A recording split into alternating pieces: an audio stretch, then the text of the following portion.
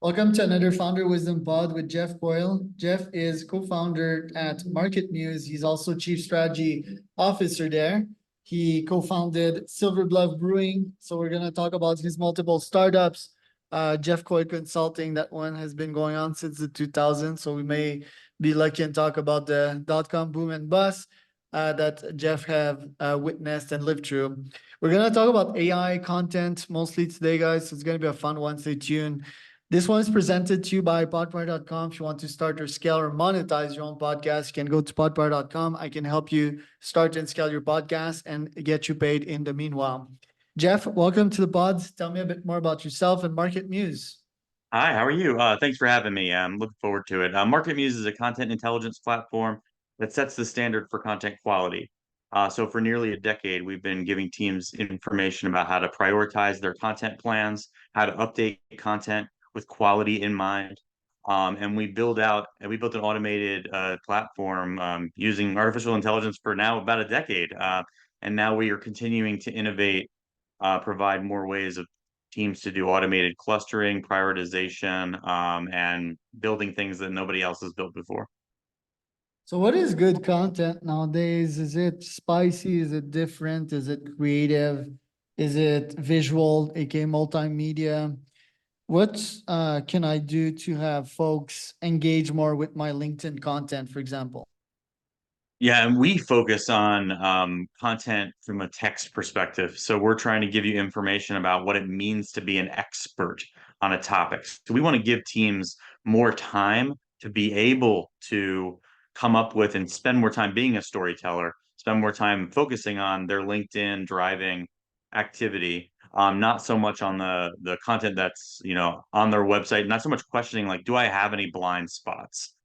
So when we're giving insights for a team, it may present an angle or it may present a hole in their existing coverage. They may not be appealing to a particular intent. And then you're taking that into your LinkedIn and driving awareness through, the types of things that do well on LinkedIn. And that would be more driving based on your network, based on your, the virality that you're looking to explore, the whether you are trying to shock somebody with that information. And so if you have that infrastructure, you have anything you can do with it cross channel. So we commonly have teams that, they live and die on social, on news, on discover, through many mechanisms.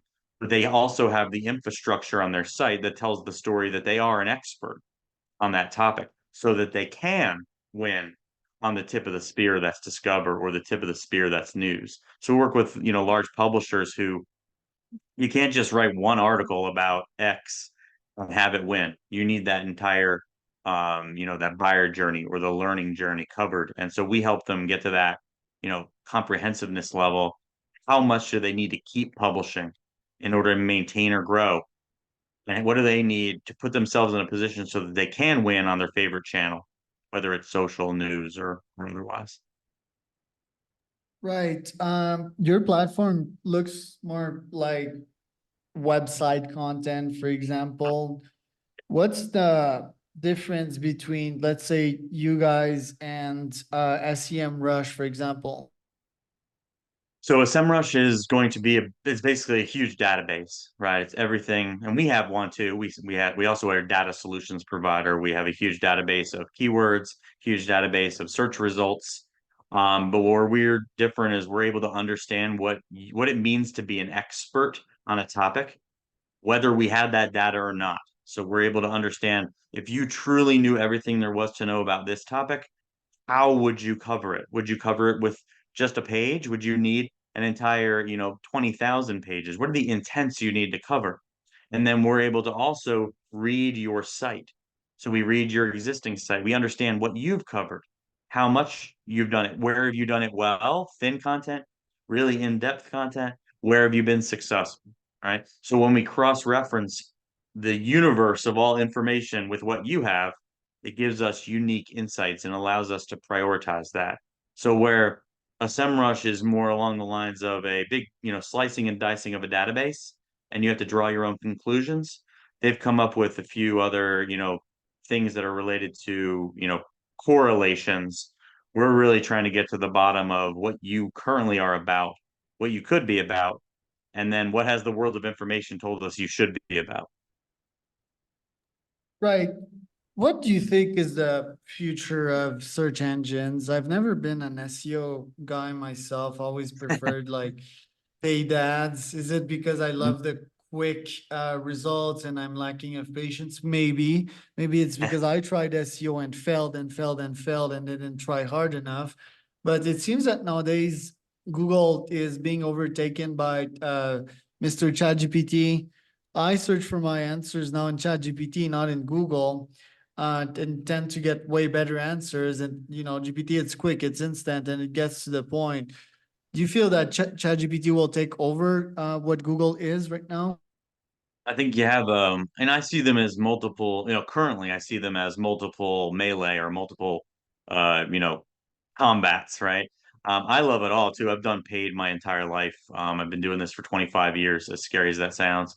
I was doing AdWords before there was an interface and you were sending in spreadsheets and paying CPMs instead of per clicks. And the changes we're seeing are dramatic, and we could go on years about that. And people are going to change their behaviors, but people who are using LLMs through a specific app or a specific web interface are going to be a very very small percentage. You're going to find that there's going to be integrations that bring those outcomes to the surface. You started to see Google tip their toes in with a thing that they call the search generative experience, which was the top of a search result. It was being generated. How successful was that? Jury's still out. Bing's trying to do the same thing. I think that you're going to see co-pilots interrupt search results. You're going to see new players come in. Apple, Yahoo. Yahoo is building a completely new thing right now. Yeah, Apple will be introducing their solutions. It's all going to take pieces of the pie away from traditional search. Traditional search is going to just be one of many popular channels until the winner comes out. I think in the end, we're going to have a hybrid of retrieval augmented generation, delivering the same goals as search engines. But right now, you've got a mixed bag. It's basically like having two different battles. It's like paid versus organic. Now it's paid versus generated versus organic. I like having more things to fight because that means I got more things to win. Love that. And how is AI affecting the direction that your company is taking? When we started, you said that you've been at it for 10 years. Did the development of ChatGPT change anything in your strategy? Oh, yeah, it made me bite my lip a lot because I had and my team had innovated in this field of natural language processing and generation for many years. It was the basis of what we had done a very long time ago. And we actually launched a natural language generation product before GPT-3 called First Draft, and it had the goal of building automated briefs and automated drafts for users. However, the technology was so early, the quality was great, but it took like 5 days to build a draft, and nobody wanted to pay $100 and wait 5 days to get a page response from a thing. But we were doing it. We were doing it a long time ago. And so the fact that GPT-3 brought ubiquitous knowledge to this and it was fast and amazing, we immediately pivoted to go back to our old research and inject generative technology throughout our platform. So we're actually we've built it in we're like 90% there, an entire content strategy AI platform right now, and it is there's some AI native, there's some elements of retrieval augmented generation, which means basically you've got your own data sets over here, you got your own databases, and you can get unique value out of hitting those unique databases that no one else can. So the key to my view of innovation is there's going to be these, you know, cornerstone large language models. Then there's going to be people who are doing unique things with data that only they have. right? And that's going to create a new wave of products that are, proprietary, and amazing. In our case, building a specific AI platform to tell you what to write is, not something that everybody can do. And that's what we're focused on. Right. And as the CSO of Market Muse, like this year, what are your top three goals? Um, we are we had a great goal of becoming profitable. We're a venture-based company, and we succeeded that last year. Very successful number of quarters, and really getting our company to a point where we can convert our platform to completely self-service, and then launch our new generative AI platform, that doesn't do exactly what you'd think it was doing. Everybody's very used to generative AI being the thing that helps you write. Well, we're building the generative AI that tells you what to write. And that's a really unique opportunity. So we've got the best of both worlds where you can take it to the final, but there's a lot of companies who aren't comfortable letting the generative AI write for them. But having them as a part of their team and strategy is something that all of those teams are comfortable with. They want that. And that's what we're going to be the first to market with that, because right now people are very lost in the mix there. They're only publishing, they're delivering AI that is like, almost like offensive to a lot of companies who are writing. And for publishers, they're afraid.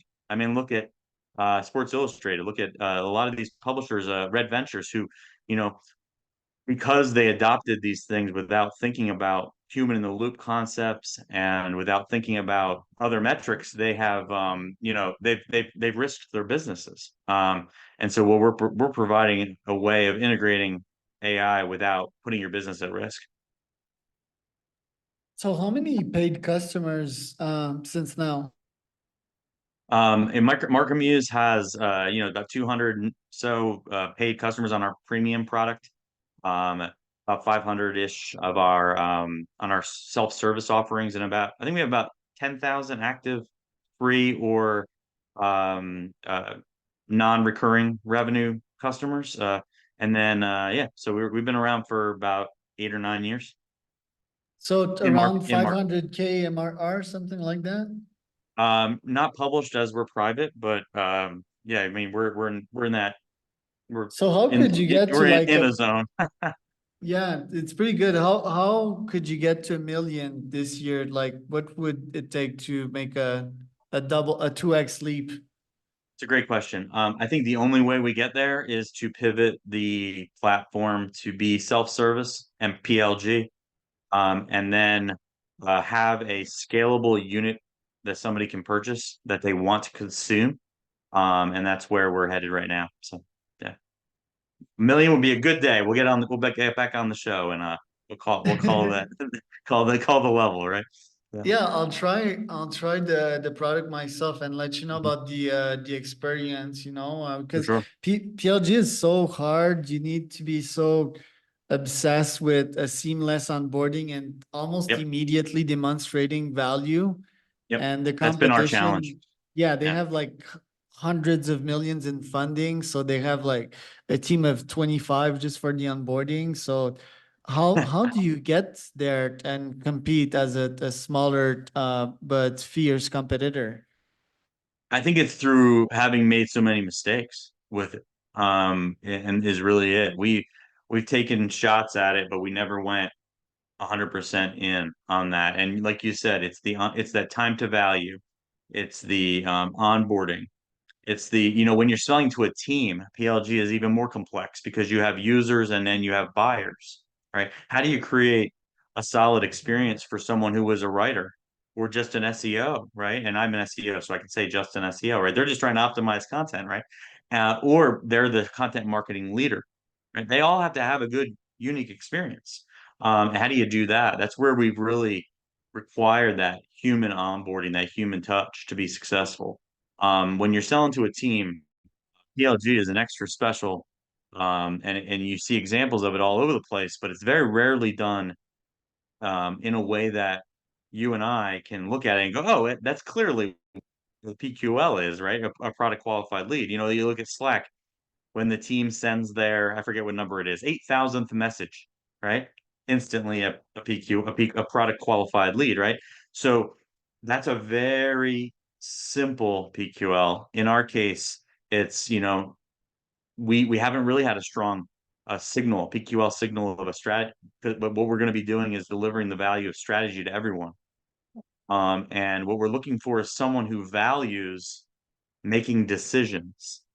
And once we see that they value making the decision to pick the right content to create or update, that is how we've been able to intrinsically understand that somebody's ready, to be a revenue customer. Yeah, it's interesting. I was never really bullish on Slack.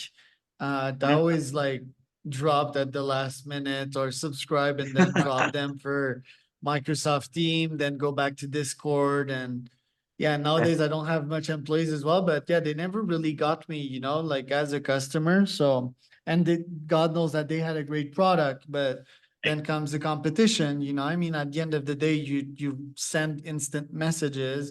You can have Right. automations, you can have bots, but you're just in a tough market with a bunch of competitors. On your end, is it in your plans to get more funding or just stay that way? We probably will. Yeah, we will at some point, but we want to make sure that we're doing it from a place of strength, and also with the understanding that we aren't burning any more money. We've made that decision. We've gone through multiple venture rounds, and so we don't want to raise money and then be burning money that isn't really specifically having an immediate return on investment. We've been through that rodeo. It's not going to be we're not going to take that step again. We have to stay competitive. We have to move so fast, and we are resource constrained right now. So we're moving slower than we should. So we'll take money when it's going to allow us to move fast and break things a little bit more. So how much page views do you generate on a daily basis? Like how much traffic is your own SEO pulling? Oh gosh, we do a lot. We eat our own dog food. We are 100% inbound, so we don't buy any traffic, and we have about 20 times the leads than we can service with our team. Whoa. We are very under resourced. We generate 3,000 plus surplus leads per month that we don't even hit. So we are the prototype of someone who needs to convert to PLG. And So we just how are could you too how slow. could you like fix that step of the pipeline and actually follow up with these people like automation or We've tried so many different things. Better email sequences, better follow-up processes. Humans certainly would be an approach for qualification. We have automated AI qualification. We know what's qualified and what's not. We do automated lead scoring with a machine learning model. It's very specific. We know what it is.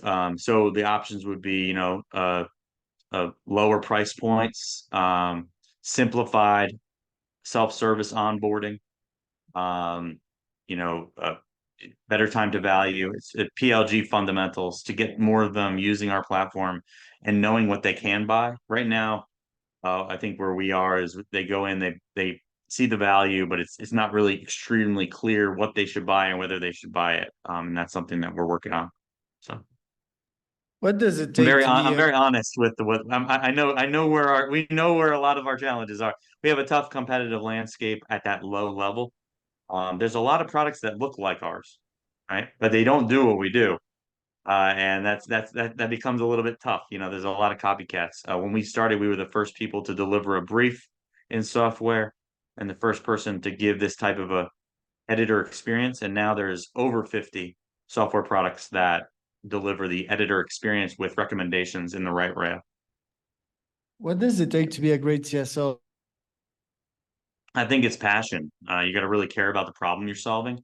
And you have to be um, very aware of the industry, the market, what the market maturity currently is asking for. I like to look at market maturity as kind of like pure innovation, growth, maturity, and saturation. And a lot of SaaS founders don't even understand what market maturity is. So they're building software in the middle of saturation, when they should be building software into growth or maturity, or making the decision to take the leap of something that's never been built before and rolling the dice, right? You got to know where you're building. And a lot of times you see teams and they're going out and they're building into saturation, and that's scary. I mean, you are one of 50. And I always like to say being a good CEO means you're going to put out, you're going to know when you're saturated, you're going to know when you're mature, and you're going to always be trying to be in growth or innovate, based on the amount of money you have to spend. But the scary parts of, where teams, and always recommend they get someone on their board that has market awareness or product management experiences, where I see them building right in the middle of saturation, and it's like, eesh, that's going to be a tough road. You don't have a prayer of being more than a utility, or a few bucks a month at some sort of scale. Differentiation is going to be hard for you. So I think being a good CSO is passion and understanding product market maturity.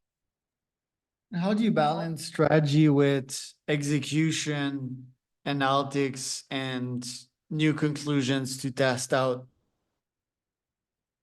For a long time, we focused on it. We were kind of inside our walls, and we were just trying to get, you know, fix ourselves. And I think that's even a mistake. Getting all your ducks in a row and you're not watching what's happening can be a problem. So I think that, some of the steps that I'm taking that, um, to balance innovation against execution would be, um, recognizing that it's okay to not launch perfect stuff. It's okay to launch things that are going to be problematic, um, as long as you're doing it with your eyes open.